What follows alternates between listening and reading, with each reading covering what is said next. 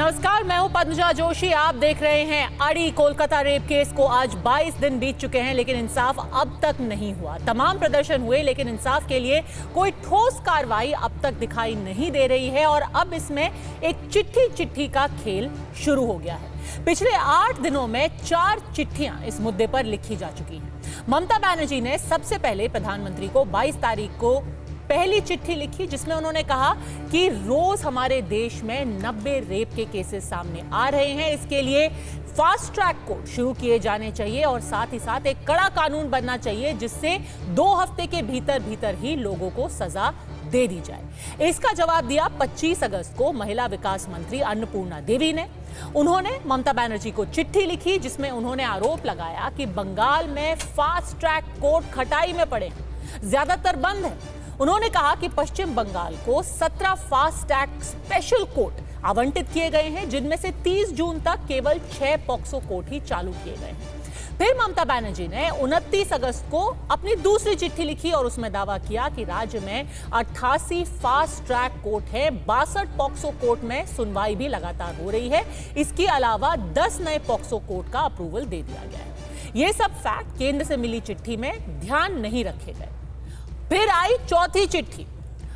अन्नपूर्णा देवी ने इस चिट्ठी का जवाब दिया। उन्होंने 30 अगस्त को चिट्ठी लिखी ममता बनर्जी को और उसमें उन्होंने कहा कि पश्चिम बंगाल ने 88 फास्ट ट्रैक कोर्ट तो स्थापित किए हैं, पर ये फास्ट ट्रैक स्पेशल कोर्ट नहीं है।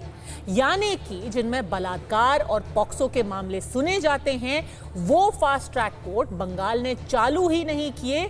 महज 6 कोर्ट चालू किए गए हैं, 17 की अनुमति उन्हें दी गई है। और ये सब तब जबकि 50,000 के करीब रेप और पॉक्सो के मामले अभी भी पश्चिम बंगाल में लंबित है। मतलब आप सोचिए कि एक तरफ लोग इंसाफ मांग रहे हैं और दूसरी तरफ एक चिट्ठी का युद्ध चल रहा है। इंसाफ कब मिलेगा, कैसे मिलेगा, कौन देगा, इसकी सुध कौन लेगा? इधर कार्रवाई को लेकर के सियासत के बीच आज प्रधानमंत्री नरेंद्र मोदी ने दिल्ली के भारत मंडपम में जिला अदालतों की नेशनल कॉन्फ्रेंस का उद्घाटन किया। वहां पीएम ने चिट्ठी पर सीधे तो कुछ नहीं बोला, लेकिन महिलाओं के खिलाफ हो रहे अत्याचार पर चिंता भी जताई और यह भी कहा कि न्याय फौरन मिलना चाहिए, फास्ट ट्रैक स्पेशल कोर्ट के जरिए मिलना चाहिए और इस सब में तेजी आनी चाहिए। आज महिलाओं के खिलाफ अत्याचार, बच्चों की सुरक्षा समाज की एक गंभीर चिंता है। देश में महिलाओं की सुरक्षा के लिए कई कठोर कानून बने हैं। 2019 में सरकार ने फास्ट ट्रैक स्पेशल कोर्ट की स्थापना की योजना बनाई थी। इसके तहत अहम गवाहों के लिए डिपोजिशन सेंटर्स का प्रावधान है। इसमें भी डिस्ट्रिक्ट मॉनिटरिंग कमिटीज की भूमिका महत्वपूर्ण हो सकती है। इस कमेटी में डिस्ट्रिक्ट जज, डीएम और एसपी भी शामिल होते हैं। क्रिमिनल जस्टिस सिस्टम के विभिन्न पहलुओं के बीच समन्वय बनाने में उनकी भूमिका अहम होती है।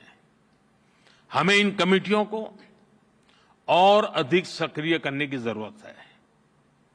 महिला अत्याचार से जुड़े मामलों में जितनी तेजी से फैसले आएंगे, आधी आबादी को सुरक्षा का उतना ही बड़ा भरोसा मिलेगा।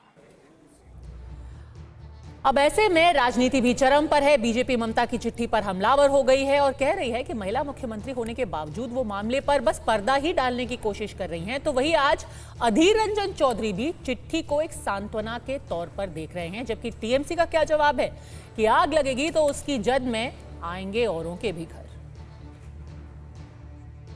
एक महिला मुख्यमंत्री, गृह मंत्री खुद है, स्वास्थ्य मंत्री खुद है और उसके बाद वो रोड पे निकल रही हैं। तो ये शोभा नहीं देता। आपको जो कार्रवाई करनी चाहिए आपने वो नहीं किया। दूसरा, सबूत मिटाने का प्रयास आपने किया, दोषियों को बचाने का प्रयास किया। तो फिर इस तरह के पत्र का कहीं कोई ये नहीं। जो भारत सरकार के माध्यम से जो योजनाएं चलाई जा रही है या फिर जो चीज आपको करना चाहिए, तो ये उस पर ध्यान नहीं देती हैं। चिट्ठी लिखने से ये हाल नहीं निकलेंगे। इधर आप सारे सबूतों को मिटाने के लिए मदद कर रही है, उधर एक चिट्ठी लिख रहे कि फांसी की सजा सुनाई जाए, और वो भी लिखते हैं कितने बाद, कितने दिन, कितने सालों बाद, सत्ता पे आने का इतने 13 साल की बात, जब इतने सालों में बंगाल में हर कोने में बलात्कार और खून हो चुके हैं, आपको लगता है अभी तो चिट्ठी देकर लोगों को गुस्सा को संभालने? आज जो मामला सुप्रीम कोर्ट के अंदर है और सीबीआई की इंक्वायरी के अधीन चल रहा है, उस मामले को भी आप लोग भड़काने की कोशिश कर रहे हो, कह रहे हो कि बंगाल में ये हो जाएगा वो हो जाएगा। उस पे उन्होंने कहा है कि अगर आग लगेगी बंगाल में, जो उनका मतलब था, आग लगेगी तो इसकी लपट, इसकी आंच सिर्फ यहीं तक सीमित नहीं रहेगी।